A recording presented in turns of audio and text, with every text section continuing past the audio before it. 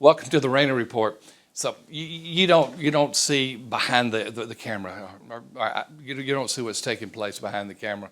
And Jonathan's here. We're in the Church Answers office at our headquarters in Franklin, Tennessee, and we had just recorded a previous Rainer Report, and I forgot where I was. Not that I didn't know that I was at the Church Answers office in Franklin, Tennessee, but see, we have Rainer on leadership, we have Revitalize and Replant, and then this is the Rainer Report. And we have these different. We're kind of a house of brands. And for a moment there, I didn't know where I was, and so I said, "Thank you for being at the Rainer Report." So if you want to go back, we didn't edit it. So if you want to go back and look at a previous Rainer Report, you can go back and look at that one. I want to talk about 5 characteristics of successful change leaders. Learned a lot about this when I wrote my book, "Who Moved My Pulpit." I brought it into more of that concise monograph so that we could talk about those issues about successful change leaders. I was on a coaching call this morning at 8 o'clock this morning with a Church Answers client. We have basically 3 levels of coaching. We have the introductory level that we call Silver, where you can bring someone in and they can ask questions 24/7. And we have a team responding to them, as well as the community. Fast growing, 1,500 plus people in that community. Then we have the gold level, where people get monthly coaching from one of our expert team members. And then we have the platinum level, very small group. We have to have a limited number because basically it's me and Sam Rayner, the 2 of us, and we give 24/7 access to us. And I was talking to one of those platinum clients this morning, someone from near the Houston area. We got several, we got 3 or 4 in the Houston area, and that's several. And so it's one of those. And we were talking about change of leadership. Relatively young pastor, he said, "I'm thinking about leading in this change." He has a lot of wisdom. He has a lot of humility. And he said, "How do you think this will play out?" We spent the entire hour, for the most part, talking about change leadership. Some of the principles I put in Who Moved My Pulpit, but some of the principles contextual to him. And so what I want to do in this report, the Rainer Report, if I can remember where I am, what we want to do in this report is we want to look at the 5 characteristics of successful change leaders. These 5 I've seen again and again and again. This pattern is repeated. It's healthy, and I think it's worth discussing. So let's look at these 5 characteristics. Characteristic number 1, they assume that change is taking place at an increasing pace. Okay?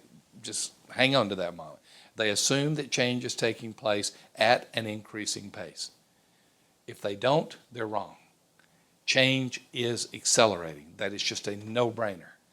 Look at the world around you. What used to be constant for 10 years is now constant for 10 weeks. Change is happening in culture, life so rapidly. They assume that change is taking place at an increasing pace. In other words, they have a cultural lens that defines reality. I understand that does not mean the Word of God is changing. That does not mean that biblical truth is changing. That does not mean there's any changes in the exclusivity of Christ as the only way of salvation. But it definitely means that the world around us is changing at a rapid pace. These leaders understand the increasing complexity of life and culture and the pace of change. They have accepted that as reality. It doesn't mean they like it. It doesn't mean that it is the world that they would want to be in. But they have accepted that as reality, and they move forward knowing that culture and leading in that culture. Okay? Secondly, change leaders put the organization they lead above themselves. The organization comes first. They make decisions for the organization instead of for themselves, for their personal needs, for their personal recognition, for their personal platform. They put the organization, they always are asking the question, what is best for the people I lead?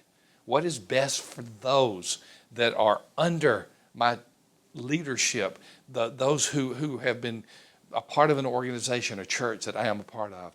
What is best for them? They put the organization they lead upon themselves. And when they do, their whole decision-making matrix and framework is just different than other people who may be thinking of themselves most of the time, if not all of the time. Third, they are willing to look in the mirror. When I talk about the phrase looking in the mirror, that's really talking about emotional health, that we see ourselves as the world sees us. And quite frankly, it is usually different than the way we think we see ourselves or the way we see ourselves. It is usually significantly different than the way that we see ourselves. We actually have a tool that we use at Church Answers where we help leaders to know their own emotional health, to have their own view. Jonathan, is it called myeq.com? myeqscore.com. myeqscore.com. You can go there and look at it. You can evaluate yourself. That's fairly comfortable. Or if you really want to get bold, you can have some others evaluate you as well. But they're willing to look in the mirror. Looking in the mirror is not always comfortable. When we look in the mirror from my perspective, from a physical point of view, I'm always heavier, shorter, and older than I really think I am. All the above. And so looking in the mirror from an emotional health point of view, that means that we're willing to see some of the flaws and some of the things that other people see in us that we do not see in ourselves. They're willing to look in the mirror. I gave you one tool as one possibility, but another way is just to ask someone. As a matter of fact, if you have a good, healthy marriage, ask your spouse what they see. I can guarantee you that if I honestly ask my spouse in a way that is not trying to start an argument, what she sees in me, I will look in the mirror because she will tell me exactly what I need to know. They're willing to look in the mirror. Number 4, they don't think they have all the answers. A change leader understands that there's people around him, her, who are smarter, that have more, that are wiser, that have more experience, that really understand the issue better. And if a change leader tries to make all the decisions, have all the answers, himself or herself in the organization, they are going to fall flat on their face at the worst, and at the best, they're going to come up short in really affecting good change. So a change leader is always asking questions, always listening to others, always leaning in, because they know that there's wisdom from others. There's wisdom in crowds.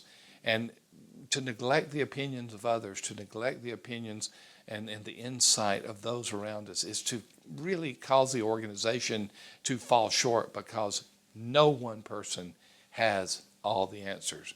You've been in rooms, you've been in situations where someone is a know-it-all and they have an answer to everything. Well, it just makes you uncomfortable just to have that type of person around, and it's certainly bad for the organization. 5th characteristic is this: they are courageous. Courageous means that you're willing to make the decisions that may really hurt you personally, but help the organization for the future.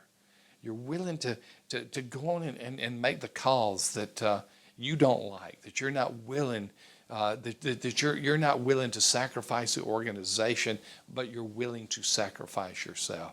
They're courageous. They know that they're going to be critics. There's going to be short-term pushback. They understand that.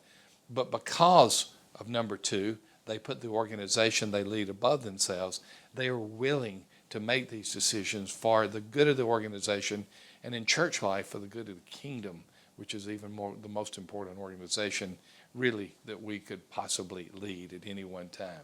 So we have 5 characteristics of successful change leaders. They have an awareness of culture. They assume that change is taking place at an increasing pace. They're right. They put the organization they lead above themselves. They are willing to put others before themselves. They're willing to look in the mirror, ask the questions, the hard questions, and they're willing to get the tools to ask themselves, what do I need to see about myself and my leadership? They don't think they have all the answers. They understand that there are others around them that do, and they are courageous. I hope these 5 characteristics will help you wherever your role of leadership may be, whether it's church, nonprofit organization, family, whatever the case may be. I hope these will help you. And always, I want to thank Costco, the design build firm that we have had a partnership for so many years. Tim Songster, the president and CEO. Contact them at churchdesign.com. That is churchdesign.com. And if you really want an excellent experience in a church building or remodeling program, They are the best. Thank you, viewers, for being a part of the Rainer Report. It's always great to have you, and we will be here every other week as we continue to talk about critical issues in church, life, and leadership. I'll see you in 2 weeks.